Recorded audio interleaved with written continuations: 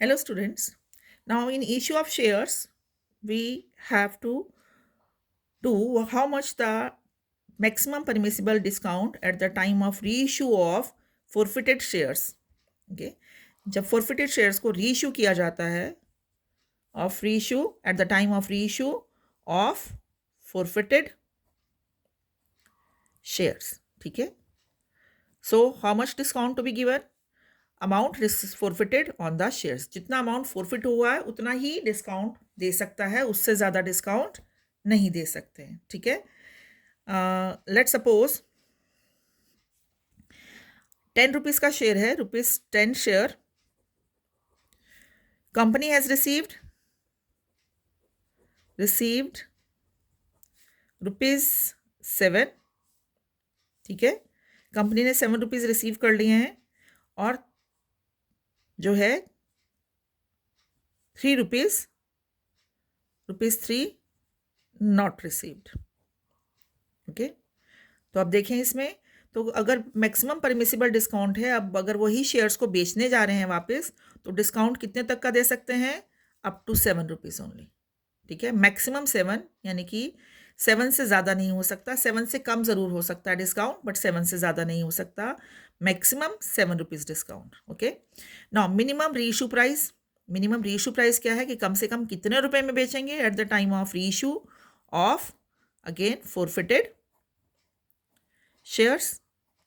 So it is the amount, unpaid amount. तो कितना था? Amount paid 7, amount unpaid. Paid amount हमारा 7 है और अनपेड अमाउंट है हमारा 3. Amount paid is the discount maximum और amount unpaid is the reissue price minimum. ठीक है. कम से कम 3 रुपये, 4 रुपये, 5 रुपये, 6 रुपये, 10 रुपये, कितना भी बेच सकता है वो, पर 3 रुपये कम से कम उसको लेने हैं. 3 रुपये से कम नहीं लेने हैं. यानी कि मैक्सिमम डिस्काउंट और प्राइस जो मिला के कम से कम 10 रुपीज़ तो होना चाहिए, क्योंकि 10 रुपये का शेयर है. 10 रुपये से कम नहीं होना चाहिए. ठीक है. तो ऑलरेडी जितना ले चुका है कंपनी, उतना डिस्काउंट दे सकती है, और जितना नहीं लिया है उतना उसे लेना है, उतने प्राइस पर उसको वापस बेचना पड़ेगा. Okay. Now forfeited shares can be reissued at par, premium और डिस्काउंट. तो क्या हुआ, अगर 10 रुपये का शेयर पे 7 रुपये ले चुके हैं, तो अगर वो 5 रुपये में बेचते हैं तो क्या हुआ, 5 रुपये का डिस्काउंट दे दिया. So forfeited shares can be reissued at discounts. Otherwise, shares cannot be issued at discount as per the Companies Act 2013. Only debentures can be issued at a discount. Okay.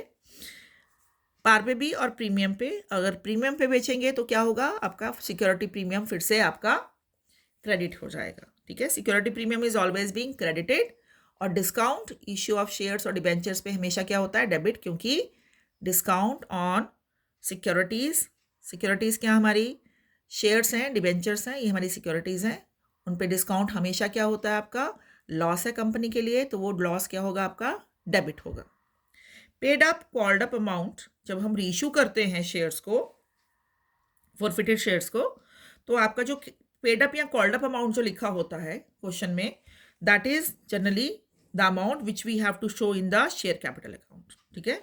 To share capital account अगर कहा है कि paid up या paid up shares are sold at ₹7, 10 paid up, तो 10 rupees कहाँ आएंगे पर share, capital में.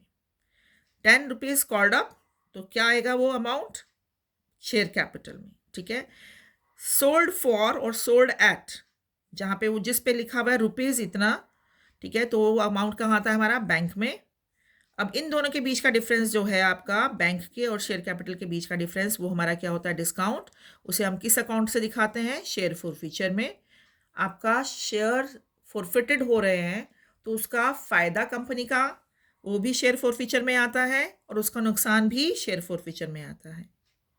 फ़ायदा कहाँ दिखाते हैं हम, डेबिट साइड पर, और नुकसान कहाँ दिखाते हैं हम, फ़ायदा कहाँ दिखाते हैं हम, क्रेडिट साइड पर, और नुकसान कहाँ दिखाते हैं हम, डेबिट साइड पर. ओके.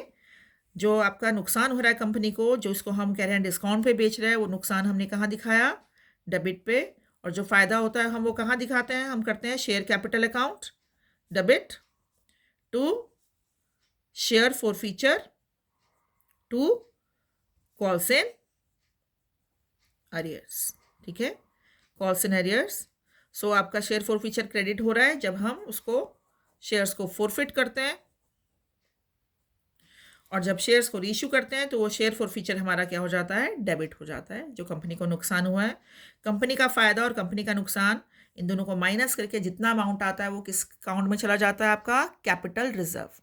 कैपिटल रिजर्व क्या है, कंपनी की जो है कैपिटल गेन है, तो क्या आएगा, वो कैपिटल गेन किस तरफ आएगा, आपका क्रेडिट साइड पर, ठीक है। जिस तरह से कैपिटल बढ़ती है तो क्रेडिट होती है, ऐसे ही कैपिटल गेन बढ़ रहा है कंपनी का तो कहाँ होगा, क्रेडिट।